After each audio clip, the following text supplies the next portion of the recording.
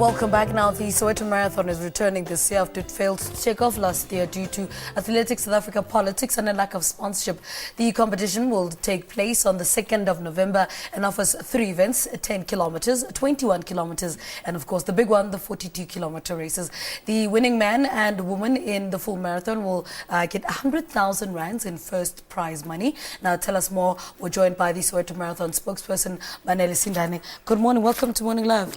Good morning. Thank you for having me. You must be relieved. I mean, the last conversation you and I had, there was, no light at the end of this tunnel, and I mean, we even reached the end of last year and there was still no Soweto Marathon. No, we're very happy, Lebu. We're excited. Yeah. The race is back. And what pleases us even more is that, it's back to stay now. We don't think there'll ever be a year when the Soweto Marathon will not be held. How has the athletics fraternity reacted to news that the marathon is back? Are you seeing that with the number of entries that are coming through? How do you measure their reaction to? There's a lot of excitement. There's a lot of excitement. The race is back because the race has got a very loyal following, which it developed over the years. But of course, runners are very skeptical because in the past few years, the race had lots of problems. Even when it was being organized by ASA, where there were problems with water, there were problems with water points manned by children, and all sorts of problems, So there are runners that walked away from the race. They've heard the race is back. They are happy because they love the race. But they're taking it easy. They want to see what is happening. But generally, there's a lot of excitement overall. Talk to us about the sponsorship deal that you've signed with Nike. How much is the sponsorship worth? How many years are they in this for? Nike have taken the headline sponsorship for this year, which gives them the naming sponsor rights. Next year, they will move to technical sponsorship. So they're taking the naming sponsor rights for this year only. We are already in negotiation with a sponsor that will take over the naming rights starting next year. So we are covered in terms of that. I'm not at liberty, unfortunately, to reveal what the amount is because of the confidentiality, that has been agreed. How are the preparations going, though? How much work still needs to be done ahead of 2nd of November? The preparations are going very well. We've got, and it's very important because, in our preparations, we have to address all the problems that have been raised.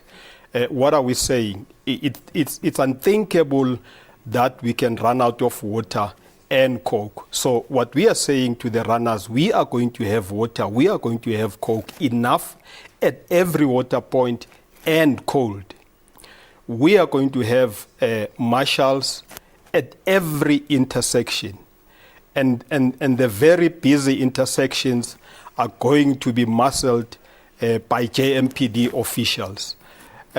We've got a committee already of race coordinators, which met. We're meeting again on Thursday.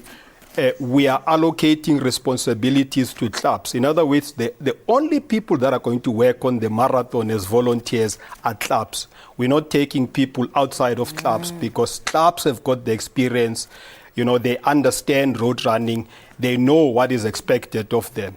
And we are going to use adults. Every water point will be manned by adults, at least 30 of them.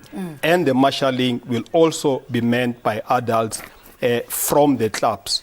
Yes. I want to talk about the route. I believe it's changed this year. What are the changes when you're talking about the route? I think the major change about the route is the fact that we are not running the race anti-clockwise anymore.